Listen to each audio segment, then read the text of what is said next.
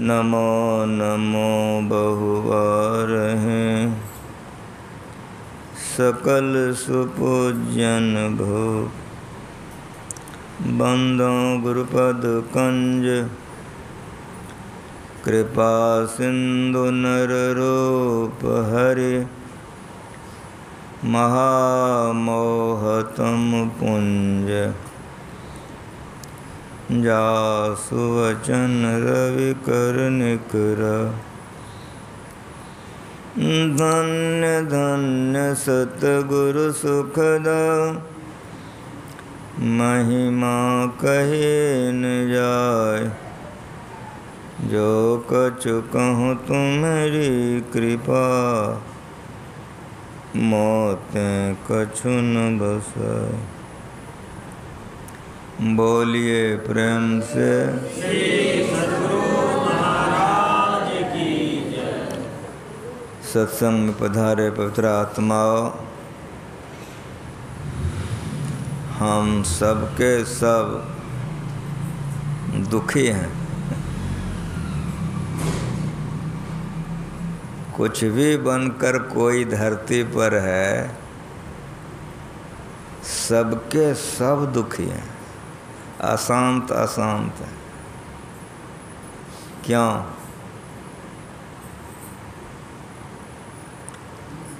खाने का, पीने का, परिवार, धन सब कुछ है, फिर अशांत क्यों?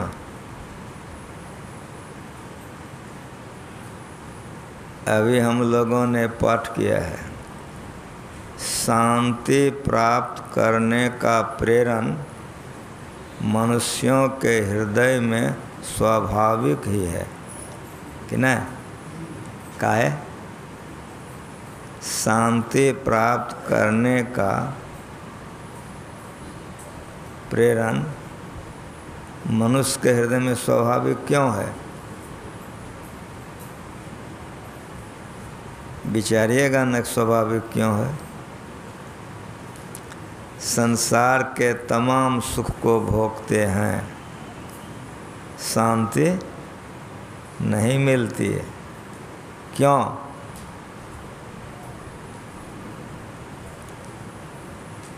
स्वाभाविक प्रेरण इसलिए है कि परमात्मा थे, हम परमात्मा में थे, हम ही परमात्मा थे। जिस सुख को आप कभी भोगे नहीं हैं उसकी याद नहीं होगी, लेकिन जिसको भोगे हैं याद होगी ना। आत्मा को अनंत सुख चाहिए, प्रत्येक को अनंत सुख चाहिए। यहाँ धरती पर मिलता है, टुकड़ा टुकड़ा वाला मिलता है। अब भोगते तो हैं, संतुष्टि नहीं होती है। वो अनंत सुख कहाँ मिलेगा? तो अनंत में हम थे, सृष्टि होने के कारण वियोग हो गया है, पर्दा पड़ गई है। इसीलिए इसको प्राप्त करके संतुष्टि नहीं होती है, चाह बनी रहती है, दुख बना रहता है। अनंत सुख चाहिए। तो अनंत सुख कौन चीज में लीजिएगा? बर्तन बताइए। पानी लाने के लिए आपको हम चालनी दे दें तो चालनी में पानी ले आइएगा ना। तो अनंत सुख आँख में लीजिएगा कि आँख से लीजिएगा? अनंत सुख कान से लीजिएगा, कान में लीजिएगा। अनंत सुख विषय भोग में नहीं होता है, इंद्रियों से विषय भोग होता है। इसीलिए अगर अनंत सुख लेना है तो आत्मा से ले सकते हैं।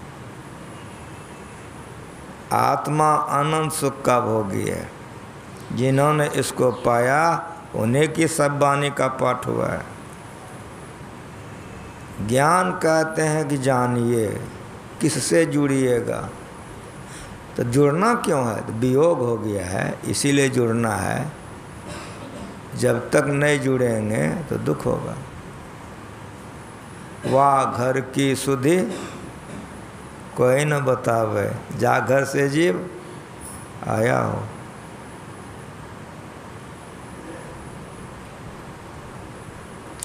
विविध तरह से संतों ने बताया है।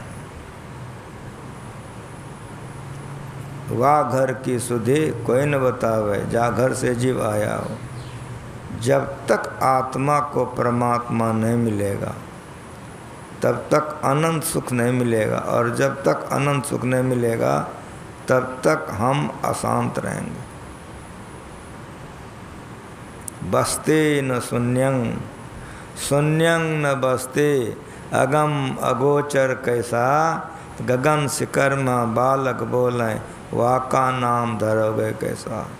सप्त धातु का काया पिंजरा, तामा ही जुगत बिन सुवा, सदगुरु मिले तो उभरे बाबू, नहीं तो परलय हुआ।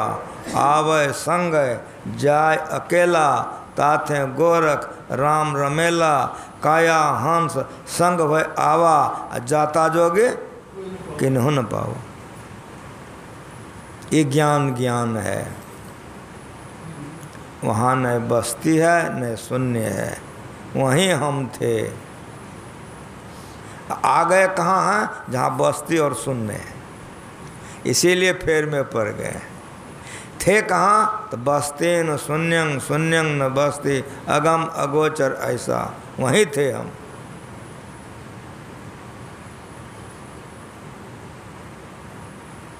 कोई बच्चा भटक गया है, सिपाही उसको पकड़ करके राजा के यहाँ पहुँचा दिया। राजा ने रानी को दे दिया। रानी के गोद में वो बच्चा है। रानी सोना के कटोरी में दूध भात ले करके बच्चे को खिला रही है बच्चा कहाँ? राजमहल में, रानी के गोद में। रानी सोना के कटोरी में लेके बच्चे को दूध भात खिला रही है। ठीक ठीक बताइए कि बच्चे को शांति मिलेगी कि नहीं? समझ में आ गया कि कसर रह गया? जैसे उसको अपने माँ की याद आएगी, रोएगा वो, रोएगा। क्यों रोएगा? माँ से वियोग हो गया है। सोना का कटोरी की रानी का गोदी हो, उसको चाहने लगेगा। उसको चाहिए, क्या चाहिए? अपना माँ चाहिए। उसी तरह से कतनो बढ़िया कन्या मिल जाए कि दूल्हा, कतनो बढ़िया बेटा मिल जाए, कितनो महल अटारी मिल जाए, शांति नहीं मिलेगी। कब बढ़िया से समझिए, जैसे भी समझना हो समझिए, शांति नहीं मिलेगी। अंशी को अंश चाहिए, अंश को अंशी चाहिए। उसकी माँ लंगड़ी है, बौकी है, उसकी माँ भिखमंगी है, उसको घर द्वार नहीं है, लेकिन उसको माँ चाहिए। रानी का गोदी नहीं चाहिए, सोना का कटोरी नहीं चाहिए, उसको माँ चाहिए। समझ में आ रहा है? जैसे माँ मिल जाएगी बच्चा कि नहीं, उसी तरह से संसार के तमाम भोगों के पदार्थ को भोगो, शांति नहीं मिलेगी। शांति तब मिलेगी जिसका आप टुकड़ा हो, उसको प्राप्त करो। टुकड़ा किसका हो? जीव आत्म प्रभु का। सब लिख के गुरु महाराज गए हैं। जीवात्म प्रभु का अंश है, इसलिए जीव आत्मा को प्रभु चाहिए। पत्नी से और पति से, बेटा से और संपत्ति से, विषयों से और संसार से, बस्ती से या शून्य से शांति नहीं मिलेगी। वहाँ जाओ, कहाँ? बसते न शून्यं, शून्यं न बसते, अगम अगोचर ऐसा, उसी के टुकड़े हो। बच्चे को माँ मिल गई, बच्चे को शांति मिला कि नहीं? अब माँ को उल्टा दीजिए, बच्चा खो गया है, कोई राजकुमार आकर के माँ के गोदी में बैठ जाए, माँ को शांति मिलेगी ना? हाँ बोलो। बाप को?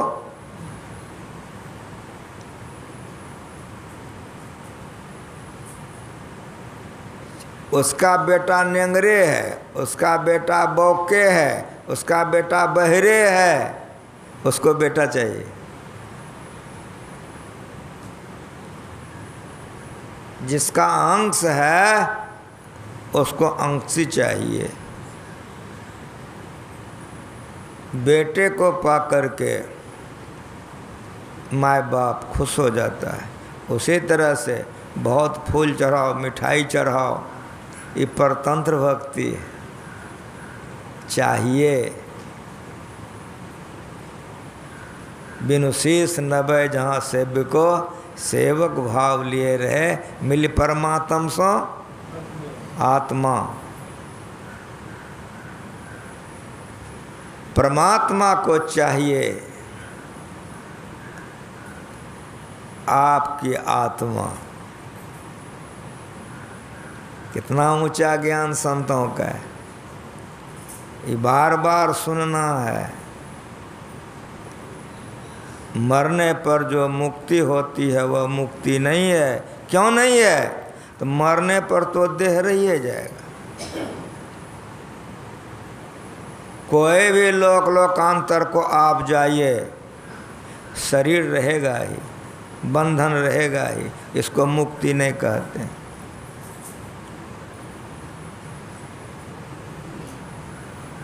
जय विजय भगवान विष्णु के पार्षद थे। 33 करोड़ देवता में 3 गो सरदार हैं, ब्रह्मा विष्णु महेश श्रेष्ठ हैं, और वो 3 में भगवान विष्णु श्रेष्ठ है। अब विष्णु भगवान के यहाँ जय विजय रहता था, गलती हो गई, श्राप प्राप्त किया, राक्षस हो गया, रावण कुंभकर्ण बन गया। सुने कि नहीं?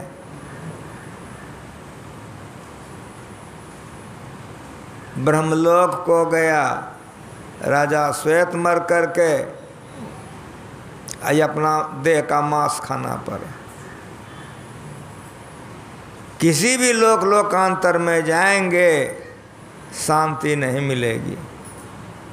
मरने पर जो मुक्ति होती वह मुक्ति नहीं है। जीवन काल में जो मुक्त हो जाता है, जीवन मुक्त सो मुक्ता हो। जब लग जीवन मुक्ता नाही, तब लग दुख सुख भुगता हो।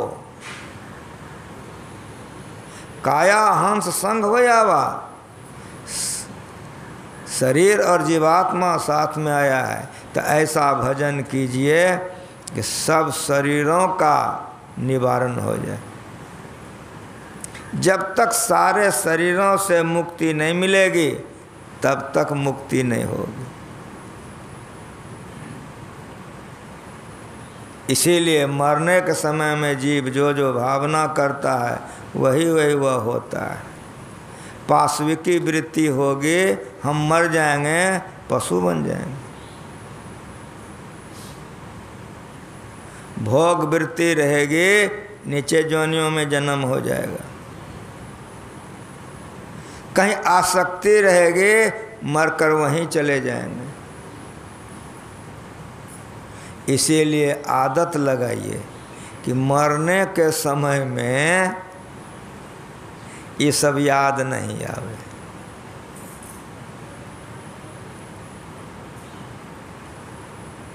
नानक देव जी के एक शिष्य मर गए, तो और शिष्यों ने पूछा कि मरकर कहाँ गए। नानक देव जी ने कहा कि सुनना चाहते हो कि देखना चाहते हो? कहा गुरुदेव दिखा दीजिए तो और अच्छा है। कहा कल दिखा देंगे। नानक देव जी ले गए जंगल, एक गाछ के आड़ में सबको ठहरा कर दिए। एक बाघिन बच्चा दी थी और चारा के लिए चली गई थी। तो उसमें कई बच्चे शावक थे, छोटा छोटा बच्चा सब। उसमें एक चित फुट रहा था। कहा वही तुम्हारा गुरु भाई है। सब रोने लग गए। ये क्या हो गया?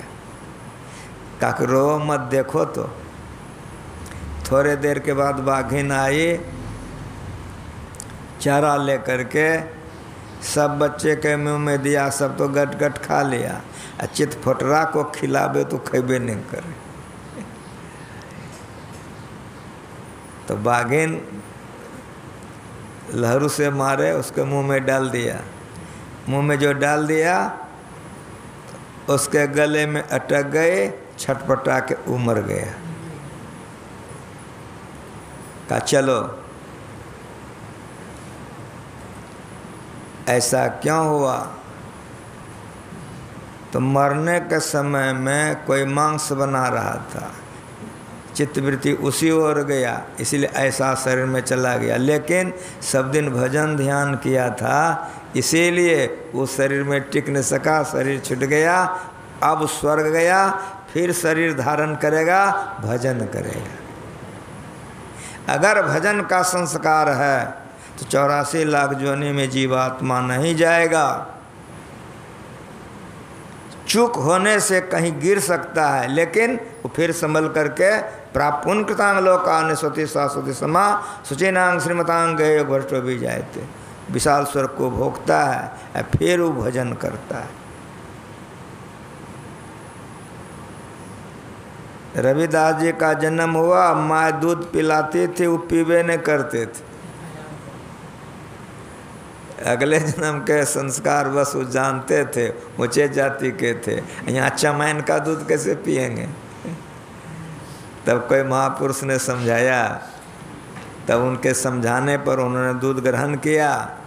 इसी जन्म में भजन किए, मुक्त हो गए, मोक्ष प्राप्त कर लिए। भजनाभ्यास से अगर गिरेगा तो वहीं से लौट जाएगा, 84 लाख में नहीं जाएगा। लेकिन जो भजन ध्यान नहीं करेगा वो 84 लाख में चला जाएगा। इसीलिए मरने के समय में जीव जो जो भावना करता है वही वही वह होता है। रेशमलाल एक गुरु महाराज जी के भक्त थे, सैदाबाद में। गुरु महाराज जी की खेती है सैदाबाद में। गुरु महाराज जी अपने से जाते थे, खेती लगवाने के समय में लगवा देते थे, कटनी के समय में जाते थे, कटवा लेते थे। लच्छन बाबा थे, चावल कूट करके तैयार करके कुप्पा घाट पहुंचा देते थे। वही गुरु महाराज जी भोजन करते थे, प्रचार करते थे। जीवन बिताओ स्वावलंबी, भरम भारे फोरी कर, संतों की आज्ञा है ये में ही, मालदार छल छोरी कर। गुरु महाराज जी स्वावलंबी अपने खेती का अन्न खा के प्रचार करते थे। एक बार धान लगवा दिए गुरु महाराज जी, जब सब जगह लग गया तो देख रेख करता था, गृहस्थ था रेशमलाल जी का। रेशम ठीक ठाक से देखते रहना, मैं जाता हूँ। प्रचार के लिए गुरु महाराज जी निकल गए, वो देख रेख करते रहे। धान भरते भरते बहुत बढ़िया पौधा लगा, शीशा भी फूट गया, बहुत बढ़िया। रेशमलाल बीमार पड़ गया। उसकी धर्मपत्नी, उसके बच्चे इलाज करने लग गए। इलाज होते गया, बीमारी बढ़ते गई। परिणाम क्या हुआ? एक दिन इतनी बेचैनी हुई कि रेशमलाल का शरीर छूट गया, हाहाकार मच गया। घर में कन्नारहट हो गई। समाज के लोगों को मालूम हुआ, दौड़ करके आए, कहो हो बड़ा अनर्थ हो गया। लेकिन अब क्या, अब तो मर चुका है। समाज के सारे व्यक्ति जमा हो गए। सब ने कहा कि अब रोने धोने से क्या होगा, अब इसकी व्यवस्था तो कीजिए। तो समाज का जो काम है शुरू कर दिया। बांस कटवा के मंगवाया, बांस काट करके लोग ले आया, फगडोल तैयार किया। जब फगडोल तैयार हो गई तब बाजार भेजा कि कपड़ा ले आइए। सब सामान व्यवस्थित हो गए, कपड़ा वगैरह सब आ गया। तब बड़का बेटा से कहा कि बेटा क्या देखते हो, चलो पिताजी को स्नान करा दो, चलो दाह संस्कार का काम अपने लोग कर लेंगे। समाज के सब आदमी मिल कर के गए जिस घर में रेशमलाल जी का लाश पड़ा हुआ था। जैसे ये लोग प्रवेश किए कि रेशमलाल अपने उठ के बैठ गया। ये लोग समाज के जो लोग थे आंगन में आ गए कि रेशमलाल भूत हो गया। ये तो मर गया था, ये भूत हो गया। लेकिन उसका जो लड़का था वो जानता था कि पिताजी ध्यान करते हैं। वो चला गया, चरणों में प्रणाम किया और पूछा कि पिताजी आप तो मर गए थे, आपका तो शरीर छूट चुका था,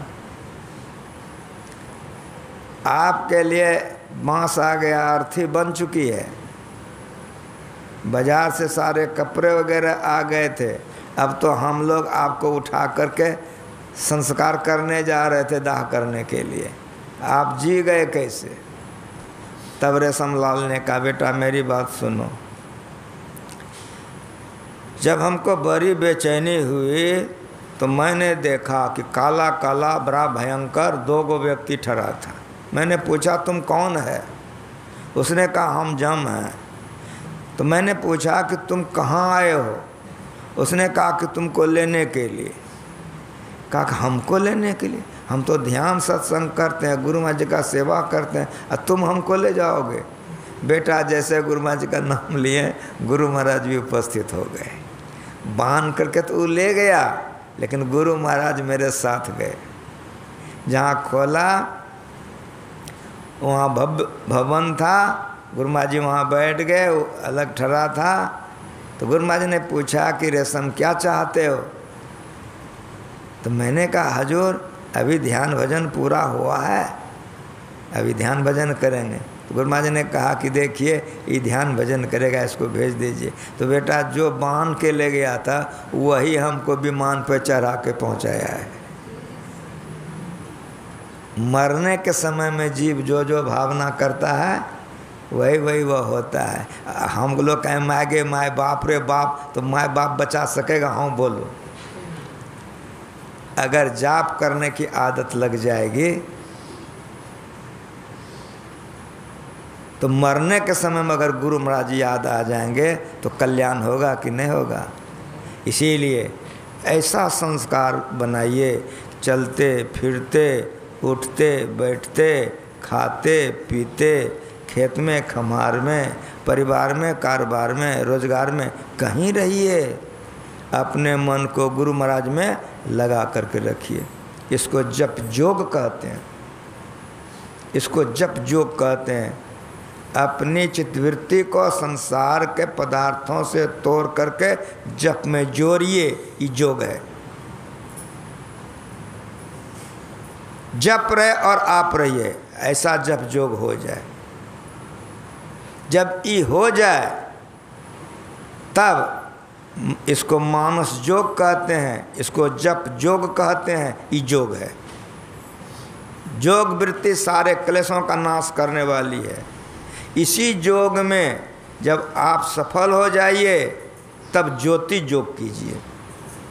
अंधकार मंडल में हैं, लेकिन जो ज्योति जोग करेगा अंधकार में नहीं रहेगा, अंधकार में नहीं रहेगा, अवश्य वह अंधकार से प्रकाश में चला जाएगा।